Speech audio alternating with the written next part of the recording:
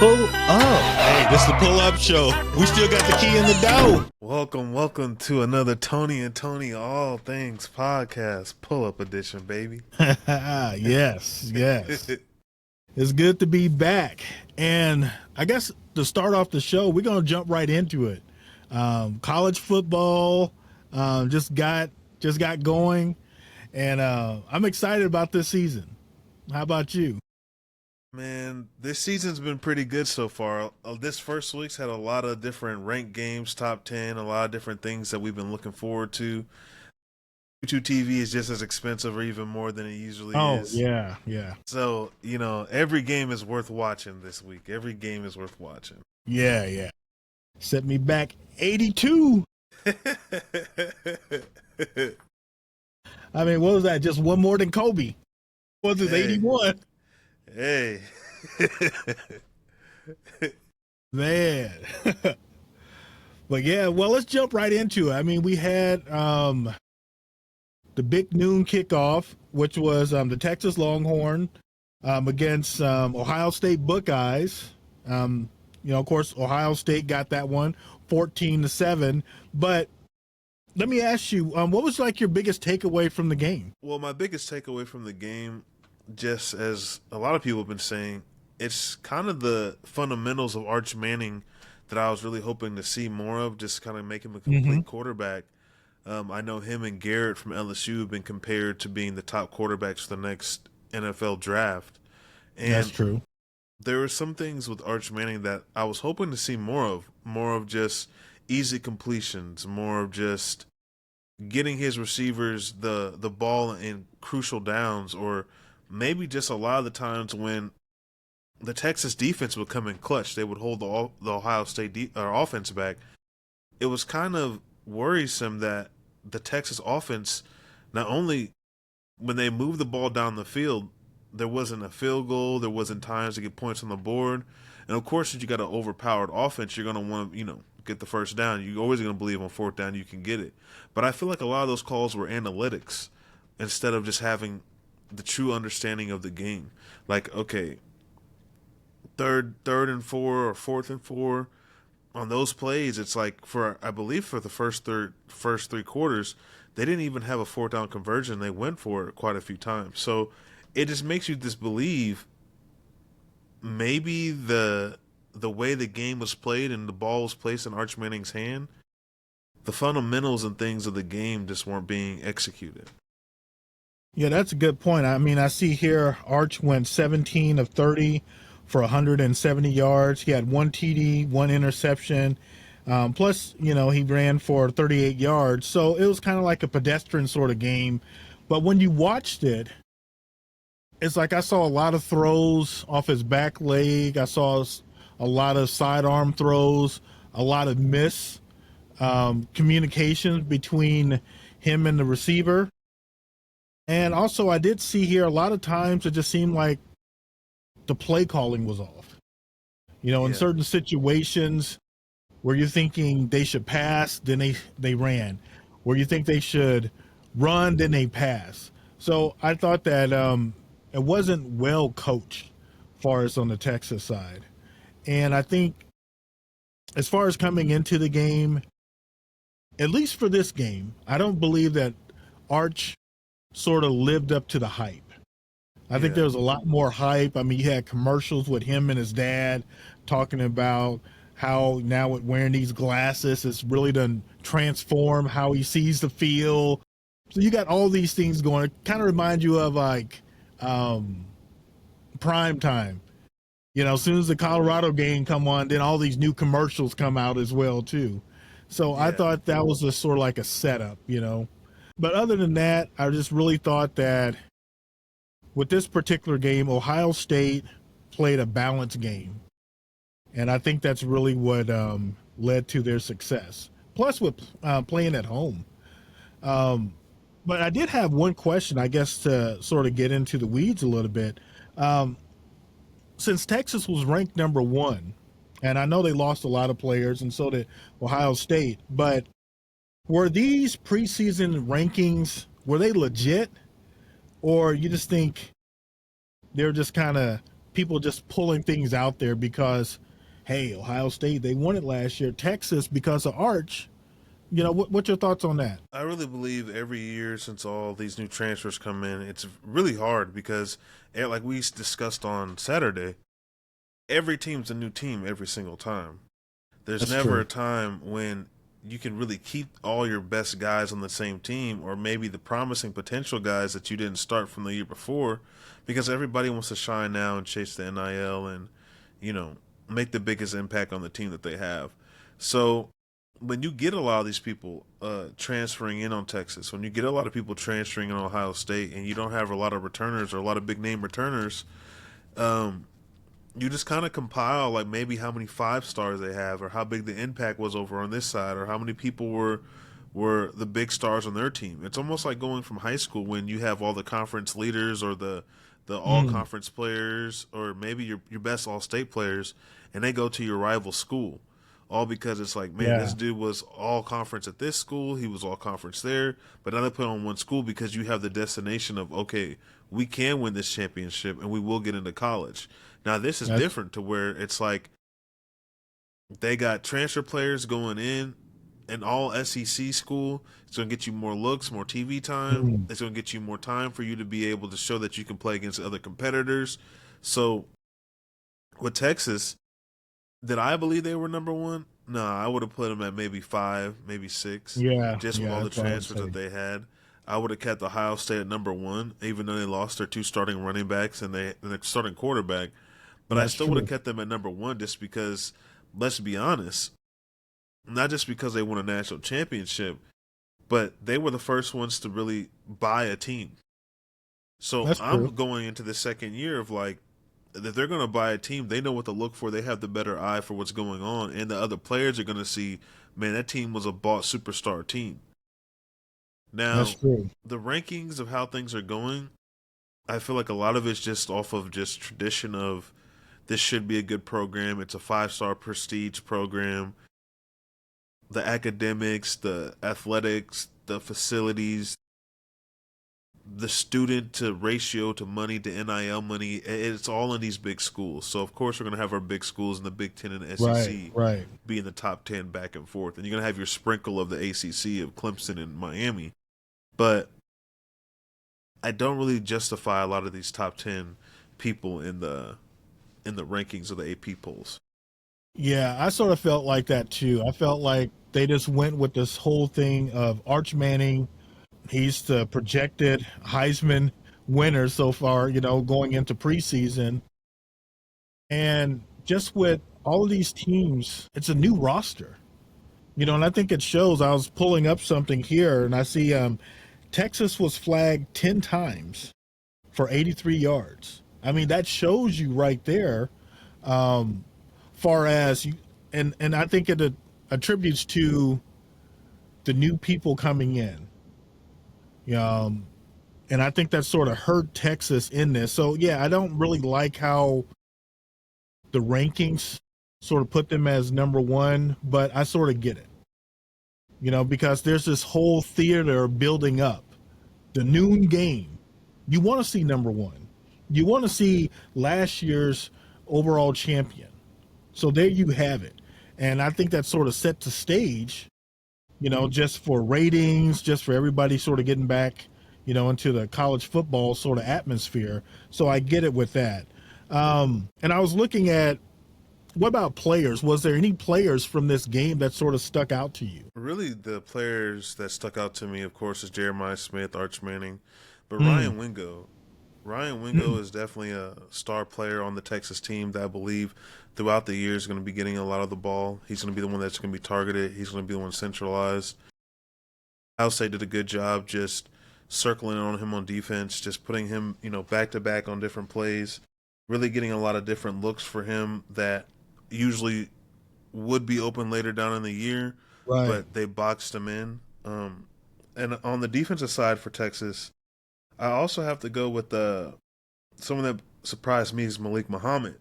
Malik Mm, Muhammad is projected to be one of the top cornerbacks into the draft going in. He definitely had some really good times, even though Jeremiah Smith caught the ball 6 times for 40, I right, believe right. 49 yards. Um, it's still impressive in that regard because Jeremiah Smith coming in is, I mean, he's the cover athlete paired with Ryan Williams for NCAA 26. He's at an extensional, not just extensional, but exceptional year going forward Mm, with his freshman year, best freshman year of a wide receiver in history. And Malik Muhammad and the Texas defense really circled in on him, got him there. And the only big lapse I could see was with Cordell Tate. I know mm, during the day they say he's going to be an NFL wide receiver, which is going to be good for the pairing of Jeremiah Smith and Cordell Tate as the year goes on, so Jeremiah Smith doesn't get double teamed or get circled on. But I really believe that Ryan Wingo, Malik Muhammad, Cordell Tate, he's going to be a good addition to the wide receivers, or Cordell Tate for Ohio State and Ryan Wingo right. for Texas. They're going to be good weapons for both those teams, but on the defensive side, I just wanted to circle in on Malik Muhammad. Mm. Yeah, I think for me, I think it was. I guess I'm staying primarily with Ohio State. I think Jeremiah Smith. You had all this talk about him, and I think maybe it's the first two targets. He ended up dropping the ball. Yeah, So that was kind of like, uh-oh, what's going on here? Maybe a couple nerves there. I think what it said last year, he was kind of shut out a little bit. Um, I think they played last year against them, so that was a big question. But he ended up picking up. He did really good. But I think the number one person that really that I noted, and this is some of my commentary while I was watching the game. I said Cordell Tate. He's making some really great blocks for his teammate. yeah, And then all of a sudden he gets rewarded. It's like with those great blocks, the defense sort of falls asleep. Is he coming up to block me again? And then he shoots out and boom, he gets caught in the end zone for a touchdown. So I thought that was very good on him because a lot of times when you're not getting the ball, when you're not being targeted early, you sort of have this tendency to sort of be lackadaisical on your blocking. And you can sort of tell when a player is not really invested in the game.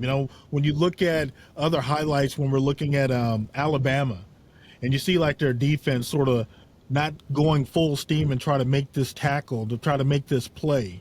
But with Cordell Tate, it's like you couldn't tell.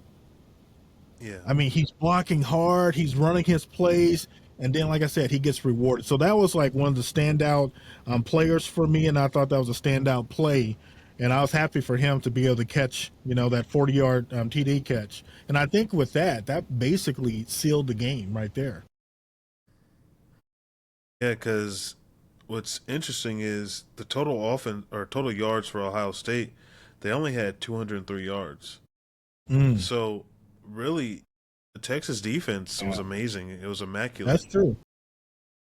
The Ohio State defense was immaculate, even though they let up 336 yards. And I mean, they let up 166 rushing, 70 passing. But when it comes to 4th and 1, they came in clutch.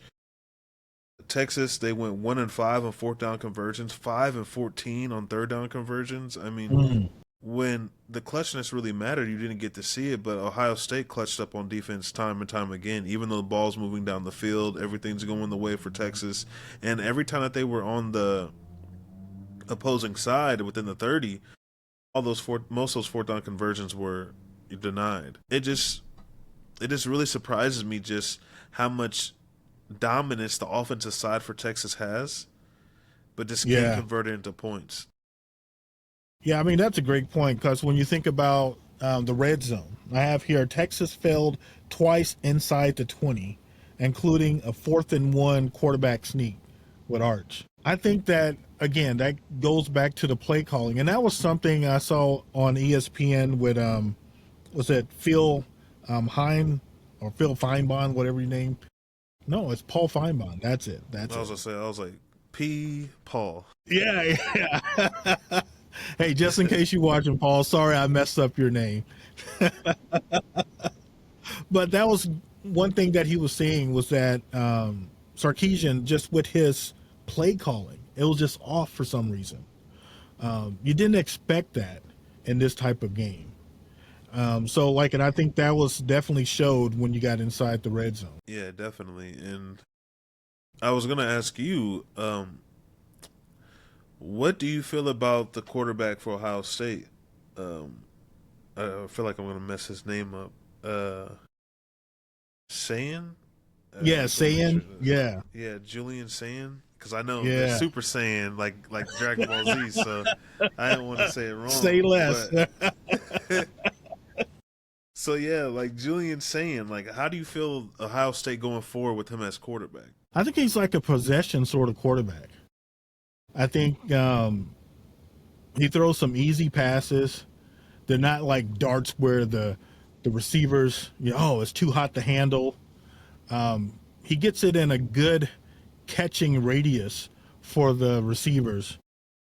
I think he sort of managed the game pretty well. Yeah, I think going forward, and it's like, I mean, who knows? I haven't really looked at their schedule going forward, but with how he played, if he can continue what he did, I think Ohio State is going to be good. I mean, I think they're going to be in the playoffs again. Long as he doesn't step outside of the norm of where he needs to be. I think the running game with the receivers and everything, with the defense, they're good on all three phases, actually. So I think yeah, if he plays within that construct of the offense and don't try to do more than that, they should be fine. But yeah, I mean, I was impressed with them. I mean, I see here, I mean, he's a redshirt freshman, and he managed the game. No turnovers. Just imagine if he had one turnover, that could change his whole game, you right. know? So I think he did good, and that's my sort of take on him. Like I said, again, I love how he was able to get Cordell Tate the ball, and that sort of sealed the game. So I think that's a highlight for him, and I think that's going to encourage him going into their next coming game, knowing that, Right. okay, in situations like that, yes. I mean, think about it. 13 play drive, 80-yard TD drive in the second quarter. It showed a lot of discipline, as far as the play calling and as far as them executing the game plan. So that's my take on him. But what about you?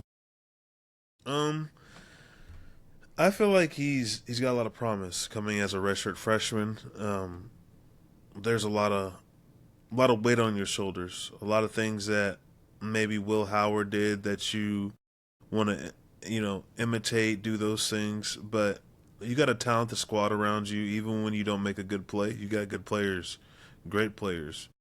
You got Sunday ready players around you at all times. So only thing, like you said, make the easy possession, make the easy catches for them, and they'll do the most. They'll do all the work for you in the when the time really calls for it. And I think that's really important for them because as the games are coming up, they got some pretty easy games. They got Grambling, they got Ohio, they got Washington, they got Minnesota, which Big Ten games could be a little.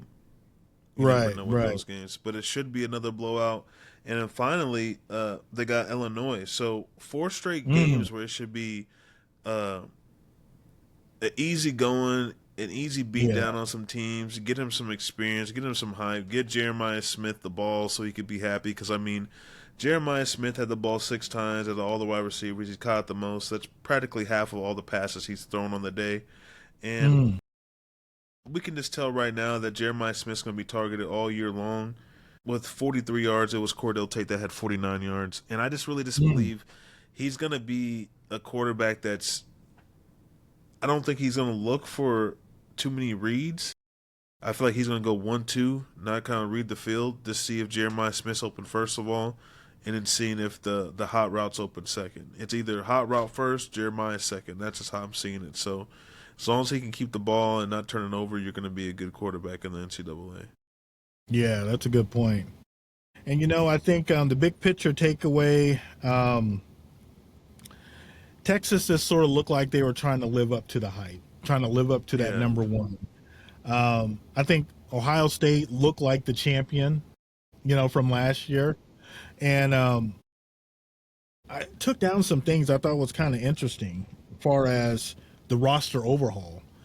You had Ohio State, 14 players got drafted into the 2025 draft.